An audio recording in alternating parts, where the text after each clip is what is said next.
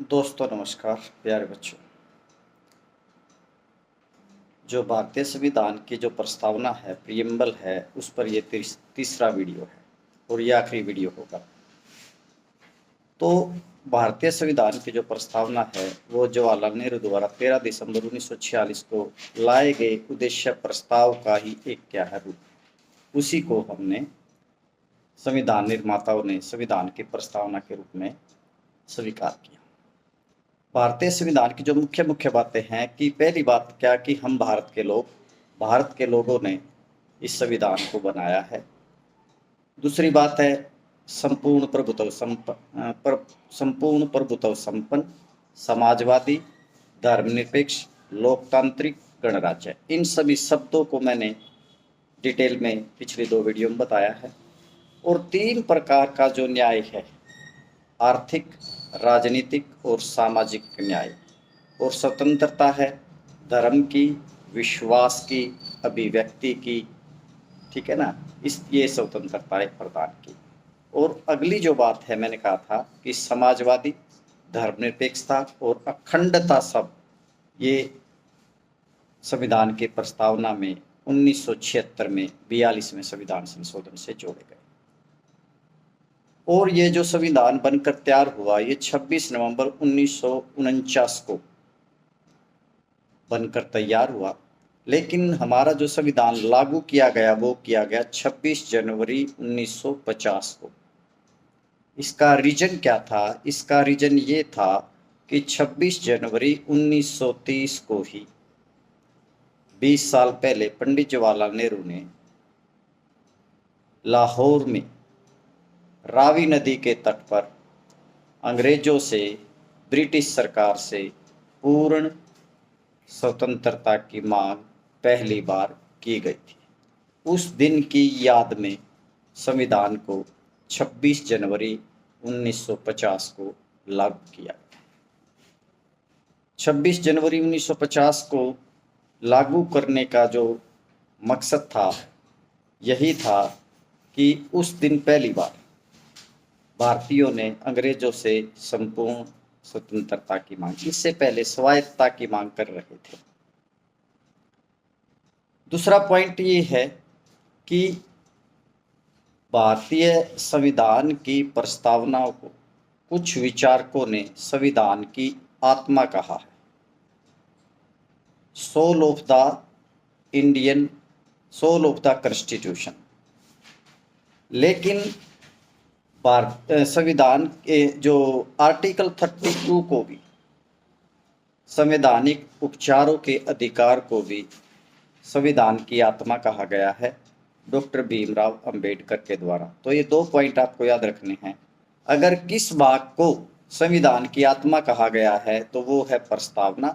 किस आर्टिकल को B.R. अंबेडकर ने संविधान की आत्मा कहा तो वो है आर्टिकल 32, ठीक है ना, रेमेडी टू कॉन्स्टिट्यूशनल राइट्स, ठीक है ना। जो संवैधानिक उपचार जो हमारे को फंडामेंटल राइट्स मिले हैं, अगर उनको कोई सरकार छीनती है, राज्य सरकार छीनती या कोई संस्था छीनती है, तो जो नागरिक है वो सीधे आर्टिकल 32 के तहत सुप्रीम कोर्ट जा सकते हैं और 226 के तहत हाई कोर्ट जा सकते हैं।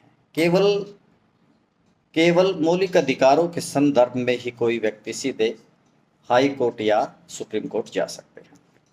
तो दूसरा मुद्दा ये है, क्या प्रस्तावना को संविधान का हिस्सा माना गया है?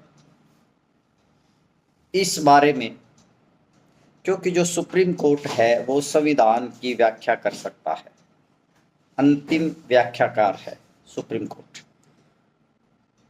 इसके लिए सुप्रीम कोर्ट ने अलग अलग जजमेंट में अलग अलग अपना डिसीजन दिया। 1960 में बेरूबारी विवाद में सुप्रीम कोर्ट ने संविधान का हिस्सा प्रस्तावना को नहीं माना, यानी कि सुप्रीम कोर्ट ने कहा preamble is not the part of Indian constitution.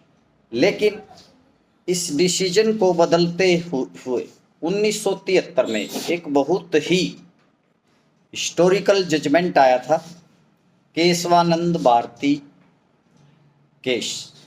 1973 में सुप्रीम कोर्ट ने जहाँ पे आधारभूत ढांचे की बात की, इसके साथ साथ ये भी कहा 1973 में 1973 24 अप्रैल 1973 में कहा कि जो प्रस्तावना है वो संविधान का ही भाग है। अगर कोई किसी आर्टिकल में अनसर्टेनिटी बनी रहती है तो सुप्रीम कोर्ट किसकी सहायता लेते हैं? प्रस्तावना की, क्योंकि प्रस्तावना में ही संविधान के उद्देश्यों को प्रकट किया गया है। तो 1960 के जजमेंट से बेरोजगारी विवाद में प्रस्तावना को संविधान का हिस्सा नहीं माना गया, लेकिन 1973 में 1973 में सुप्रीम कोर्ट ने अपने पहले जजमेंट को बदलते हुए प्रस्तावना को संविधान का भाग माना है। तो दोस्तों, मैंने आप सभी को बिल्कुल डिटेल से बताया, 3 वीडियो लगाया हमने इसके लिए। वीडियो शॉर्ट थे लेकिन हर एक वर्ड को बड़े डिटेल से समझाया है। मेरे ख्याल में आपका कन्फ्यूजन खत्म हो गया होगा।